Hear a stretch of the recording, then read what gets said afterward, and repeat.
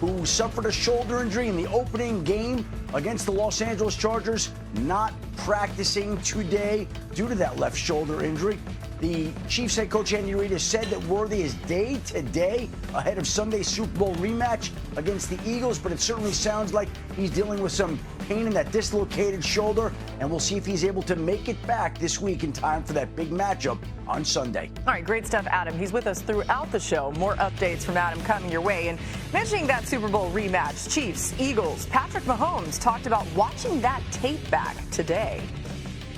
It sucks that you lose the game, but in order to progress and to be better next time, you have to watch it and learn from it. And so I don't know the exact amount of times, but you watch it, and then you watch it in the offseason with the team and with the coaches, and then you watch it obviously this week as well. And so they had a great game plan. They played hard and did a great job of disrupting my timing. And so when the opportunities are there, I think that's something I did miss early in the game, is there was opportunities to make plays, and you got to make those plays, because if you don't, they're not going to allow those opportunities again.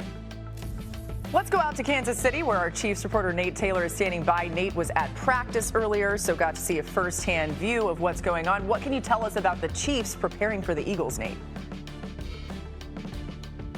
Yes, Laura, the Chiefs are wanting revenge on Sunday after losing to the Eagles in the Super Bowl. And as of right now, their preparation largely includes Hollywood Brown, their second-year receiver that's been with the team. And because of the injury to Xavier Worthy, Patrick Mahomes is going to have to rely quite a bit on Tyquan Thornton and Hollywood Brown at his receiver position to see if he can get plays down the field. Now, Hollywood Brown did have 99 yards on 10 receptions in Friday's game against the Chargers. And as of right now, Patrick Mahomes understands that not only does he need to be protected, but he needs to take risks. He needs to throw the ball down the field early to get the Chiefs some momentum, maybe perhaps a boost compared to their flat start in Sao Paulo. But right now, the Chiefs are preparing as if maybe Xavier Worthy is not going to be on the field, which means largely the load will go to Hollywood Brown, Tyquan Thornton, and of course, Travis Kelce.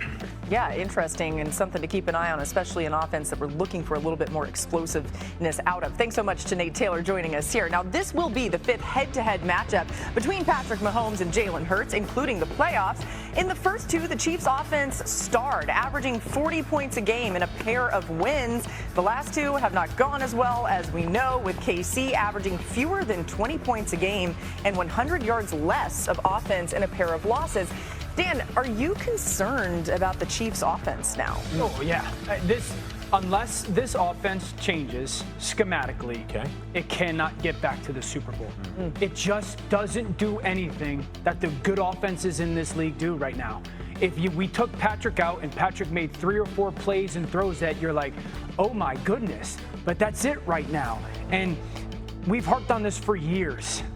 One, they don't go underneath center and throw the football down the field enough.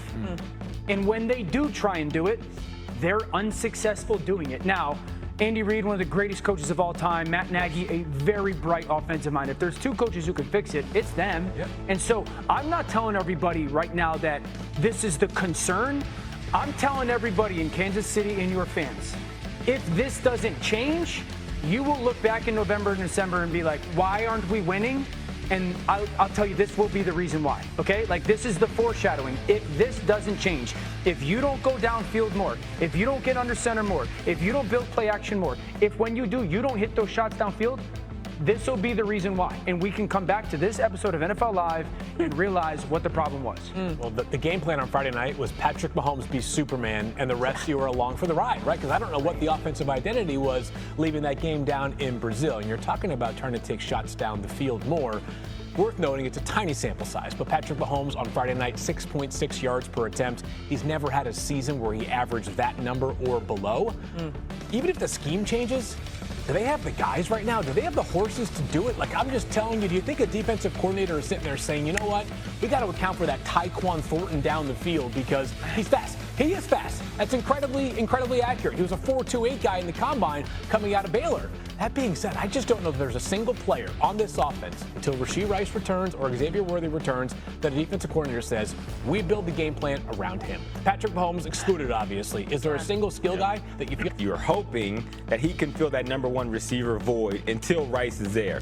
With no Xavier Worthy, if there's no Xavier Worthy, Hollywood Brown, does he have juice down the field? He does, but for your number 1 guy, everything needs to be on the table. You got to be able to push down the field. You also got to be able to win on slants, out routes, some of these more mundane or boring routes that Patrick Mahomes can rely on and say, hey, this guy's one-on-one, I'm going to you. I don't see that right now with the way the roster's constructed, but I will say, big picture, when Rice comes back and Xavier Worthy is healthy and Hollywood Brown and Juju and Thornton, like, you have a receiving core, not even including Travis Kelce, that is more than enough for this offense to be special. I agree with that. And it's 1 week. But when you watch the pass concepts, and I understand they're not their maybe marquee guys, guys' spacing's poor. Sometimes I'm sitting there going, what's Patrick supposed to do with the football? And so, can we throw the graphics of some of the numbers up? Like, you go back over the last couple seasons. This is a team that's in the conversation with, like, the Cleveland Browns when it comes to throwing the football downfield. I don't know what that's supposed to mean, but go ahead. I don't wanna, And the success of doing it. It's Hawk's first show back in studio. Well, he forgot shots already. And just like the success of doing it. So something's got to change.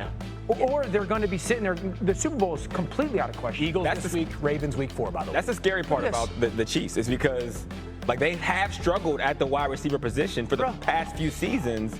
But this year was like the year where it was supposed to be hopeful, right? Man, Dan, that's crazy. I mean, I don't This think is what people Patrick realize. Mahomes, He was factually accurate on the Browns' part. Yeah, in his Browns, defense. I see what you mean now. Giants, In his defense, and the Chiefs are right there just a So touch they're in ahead a of world them. where they don't do it enough, and then when they have done it recently, it's been bad. Yeah, again, that's worst completion percentage with throws 25-plus air yards.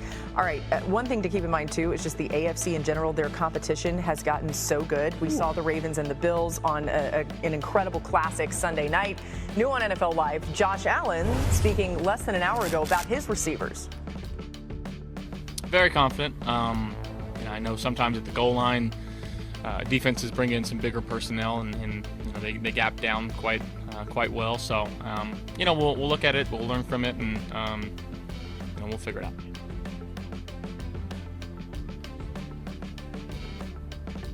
Yeah, it means a lot.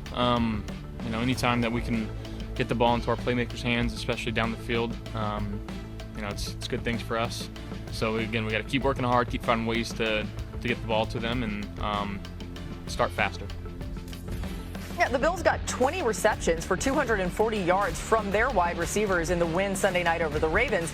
Those were both the most any team got from their wideouts in Week 1, and quite a contrast from last season when the Bills ranked 22nd in the league in receiving yards from receivers. So many times in this offseason, even we're like, who's Josh Allen going to throw the ball to? Hawk, what did you see specifically from Keon Coleman on Sunday? Yeah, I've seen an evolution. I've seen a maturation in Keon Coleman, right? He talked in the offseason about the things he needed to get better at, and you saw it come forward in Week 1 of the season. Specifically, how he was off script, right? When they played the Ravens a year ago, I was watching Keon Coleman, and he was a rookie, but it was like he didn't know what to do once Josh Allen got out of the pocket. That is such a big part of Josh Allen's game, is extending plays. And when you watch Keon Coleman, not just the beginning part of the route, you can see from the start to finish these elongated plays, he is going as hard as he can. He has a plan. It's detailed in the way that he's uncovering to give Josh Allen a surface. That's special for a young wide receiver. Yeah, I mean, I remember talking about that last year of, okay, when is he going to take that jump? So I think you saw some of the more refined route running. There were some of those timing throws that mattered.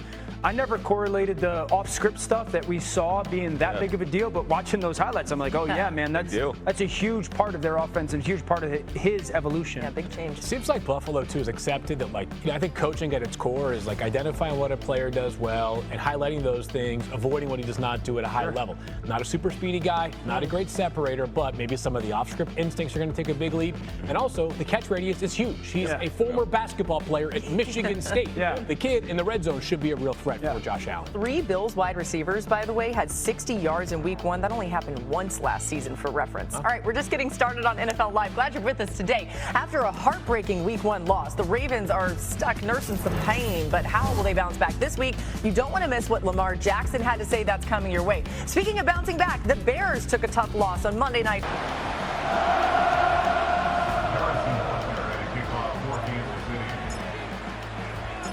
Pretty interesting first half. We'll see if any strategy changes for the next 30 minutes or more as this second half gets underway.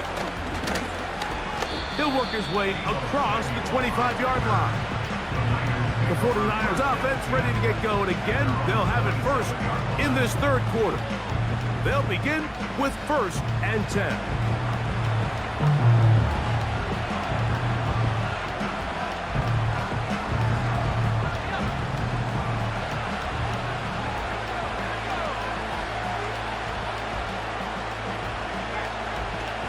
Throwing is Purdy. That's taken in by Jennings. And he'll be tackled up around the 45-yard line. That's a gain of 19 and a very quick first down. Whatever they've talked about in the locker room at the halftime break seems to have worked. They've come out with a new established energy. You could see it when they took the field. Now this offense seems to be building on it because with that chunk play, just a little bit of rhythm that they can build off of. They got a long way to go to get back into this game, but so far off to a good start.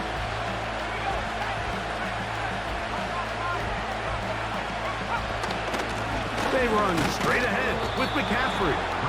And he'll get 2 on this one before being taken down.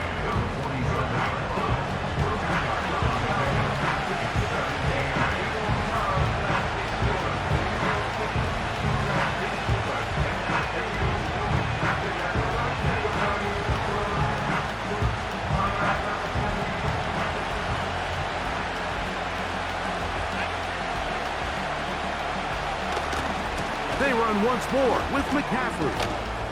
And now for a second time, he loses the football. And this is taken in by the defense. So the biggest thing that stands out here, Mike, is the fact that the defense just continues to pursue to the ball. Every defense focuses on get as many hats to the ball carrier as possible because if the guy in front of you, he misses the tackle or he falls down, you have to be there to make up for it. And the pursuit to the ball is not only how they're able to get him down, it's ultimately how they're able to take the ball away. The Chiefs offense ready for their first possession. And remember now, all turnovers must be reviewed by replay. So this one is going to need a little closer look.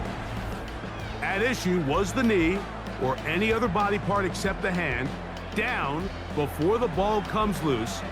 And are the visuals convincing enough to overturn the call on the field?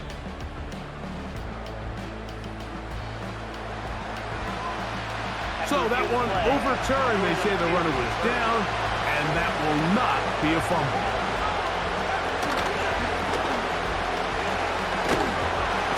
And he's going to have a 49ers first down. They're able to convert on 3rd and short, picking up 4. I like the element of surprise here, Mike. It seemed like everyone was so keyed elsewhere on the play that nobody even gave a thought to him potentially getting the run. Didn't take him long to see he was going to be able to clearly pick up that first down. So they come to the line for first down and 10. Throwing from the gun is Purdy. Now a shot downfield for Samuel. And he's got another one. Deebo Samuel. Touchdown, 49ers. He has come alive after the break. His 3rd touchdown of the second half. And that is the hat trick. What a game. His 3rd touchdown reception of this one. And nothing they've done to slow him down has worked, Mike. This defense, they're throwing multiple guys at him. They're playing man, they're playing zone. It doesn't matter. This guy is having his way, and he's having a day. Extra point up and good from Moody. And the 49ers are back to within 7. It's 28-21.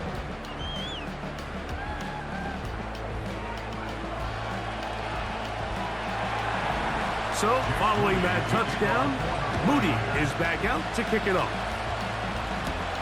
Hardman now to return it. Now an opening past the 30. Good return here. Brings it up to the 33-yard line. It's easy to make your quarterback look good when you can just get open as easily as he has in this game so far. I mean, he had the big first half, remember. But here in the second half, he just continues to add to these numbers here in the 3rd quarter.